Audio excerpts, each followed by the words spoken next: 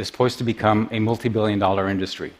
Inspection, environmental monitoring, photography and film, and journalism, these are some of the potential applications for commercial drones, and their enablers are the capabilities being developed at research facilities around the world.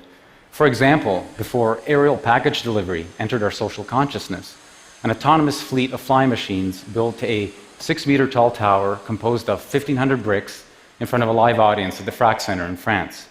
And several years ago, they started to fly with ropes. By tethering flying machines, they can achieve high speeds and accelerations in very tight spaces. They can also autonomously build tensile structures. Skills learned include how to carry loads, how to cope with disturbances, and in general, how to interact with the physical world. Today, we want to show you some new projects that we've been working on. Their aim is to push the boundary of what can be achieved with autonomous flight. Now, for a system to function autonomously, it must collectively know the location of its mobile objects in space. Back at our lab at ETH Zurich, we often use external cameras to locate objects, which then allows us to focus our efforts on the rapid development of highly dynamic tasks. For the demos you will see today, however, we will use new localization technology developed by Verity Studios, a spin-off from our lab. There are no external cameras. Each flying machine uses onboard sensors to determine its location in space and onboard computation to determine what its actions should be. The only external commands are high-level ones, such as takeoff and land.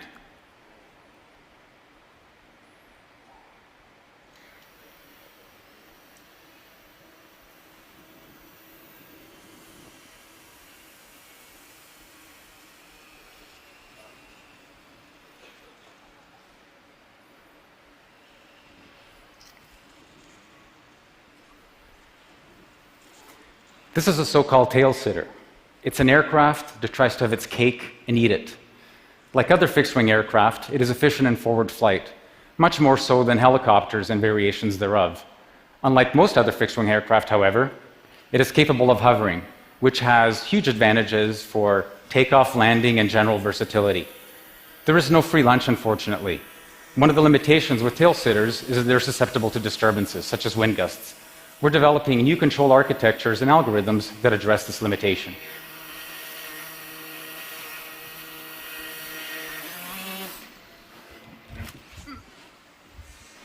The idea is for the aircraft to recover no matter what state it finds itself in.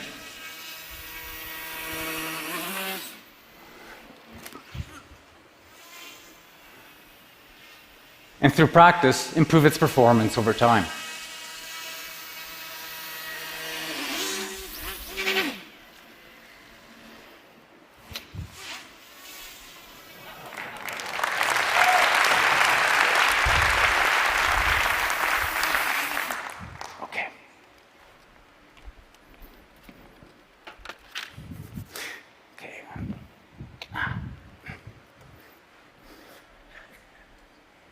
When doing research, we often ask ourselves fundamental, abstract questions that try to get at the heart of a matter. For example, one such question would be, what is the minimum number of moving parts needed for controlled flight? Now, there are practical reasons why you may want to know the answer to such a question. Helicopters, for example, are affectionately known as machines with 1,000 moving parts, all conspiring to do you bodily harm. It turns out that decades ago, skilled pilots were able to fly remote-controlled aircraft that had only 2 moving parts, a propeller and a tail rudder. We recently discovered that it could be done with just one. This is the monospinner, the world's mechanically simplest controllable flying machine, invented just a few months ago. It has only one moving part, a propeller. It has no flaps, no hinges, no ailerons, no other actuators, no other control surfaces, just a simple propeller.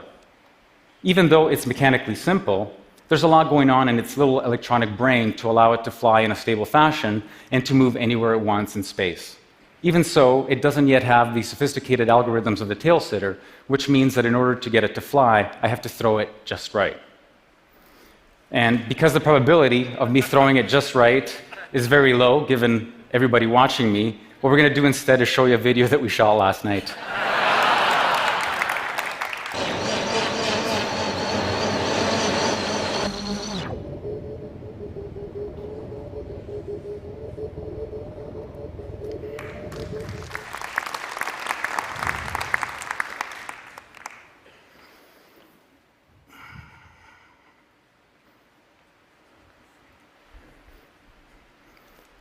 If the monospinner is an exercise in frugality, this machine here, the omnicopter with its 8 propellers, is an exercise in excess.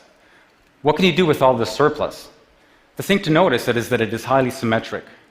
As a result, it is ambivalent to orientation. This gives it an extraordinary capability. It can move anywhere it wants in space, irrespective of where it is facing, and even of how it is rotating. It has its own complexities, mainly having to do with the interacting flows from its 8 propellers. Some of this can be modeled, while the rest can be learned on the fly. Let's take a look.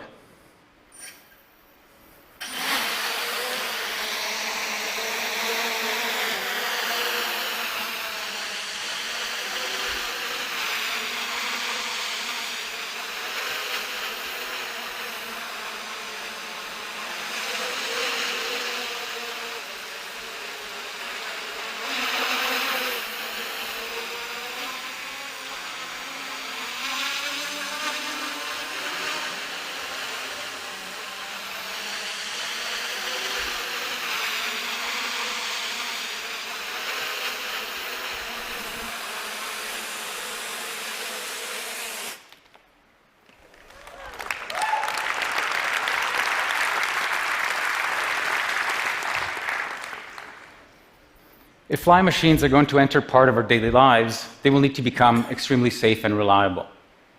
This machine over here is actually 2 separate 2-propeller flying machines. This one wants to spin clockwise, this other one wants to spin counterclockwise.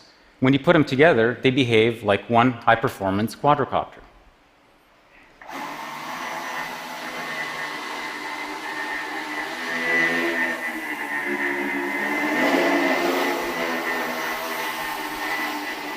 If anything goes wrong, however, a motor fails, a propeller fails, electronics, even a battery pack, the machine can still fly, albeit in a degraded fashion.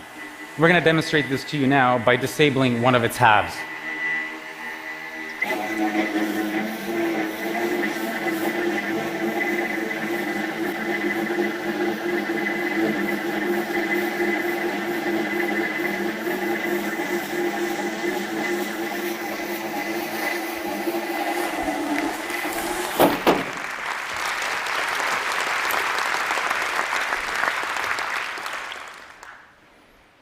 This last demonstration is an exploration of synthetic swarms.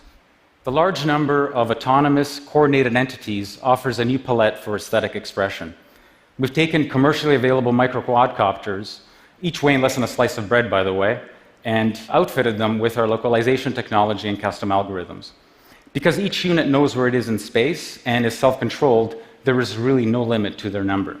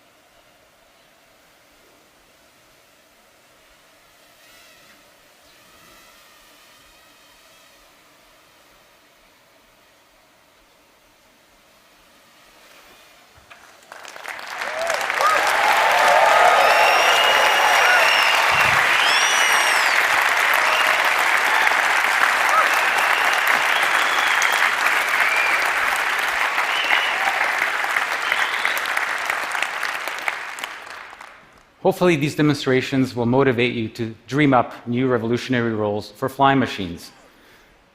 That ultra-safe one over there, for example, has aspirations to become a flying lampshade on Broadway. The reality is that it is difficult to predict the impact of nascent technology. And for folks like us, the real reward is the journey and the act of creation.